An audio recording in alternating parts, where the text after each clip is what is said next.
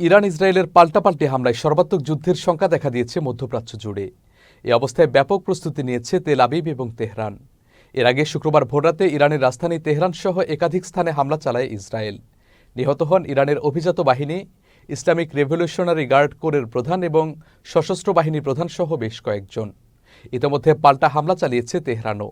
বিস্তারিত প্রতিবেদনে।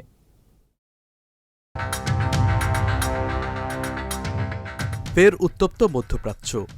হুমকি পাল্টা হুমকির পর অবশেষে যুদ্ধে জড়িয়েই পড়ল ইরান ইসরায়েল। মধ্যপ্রাচ্য জুড়ে দেখা দিয়েছে সর্বাত্মক যুদ্ধের শঙ্কা। শুক্রবার ভোররাতের দিকে ইরানের রাজধানী তেহরানে পারমাণবিক ও সামরিক স্থাপনা লক্ষ্য করে ব্যাপক হামলা চালিয়েছে ইসরায়েল। নিহত হয়েছেন ইরানের অভিজাত বাহিনী ইসলামিক রেভলিউশনারি গার্ড কোরের প্রধান মেজর জেনারেল হোসাইন সালামি, সশস্ত্র বাহিনী প্রধান জেনারেল মোহাম্মদ বাগেরি সহ বেশ কয়েকজন। প্রাণ হারিয়েছেন খতম আল আনবিয়া সেন্ট্রাল হেডকোয়ার্টারের কমান্ডার গোলাম আলী রশিদ। নিহতের তালিকায় রয়েছেন 4 জন পরমাণু বিজ্ঞানীও। ইসরায়েলি হামলায় ইরানে আবাসিক ভবনসহ বেশ কয়েকটি স্থাপনাও ক্ষতিগ্রস্ত হয়েছে।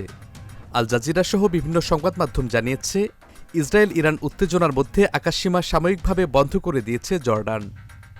দেশটির আকাশসীমায় সব ধরনের ফ্লাইট বন্ধ ঘোষণা করা হয়েছে সাময়িকভাবে।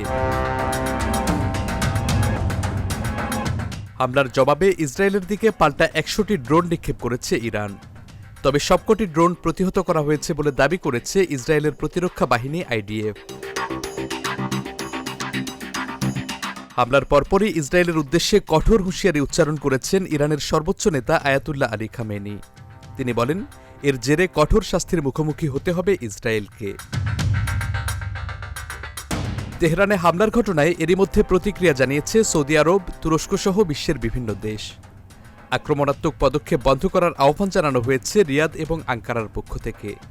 এদিকে ইরানকে পারমাণবিক চুক্তিতে সম্মত হওয়ার আহ্বান জানিয়েছেন মার্কিন প্রেসিডেন্ট ডোনাল্ড ট্রাম্প। অন্যথায় আরও নৃশংসতম হামলার হুঁশিয়ারি দিয়েছে Washington. Channel S international desk.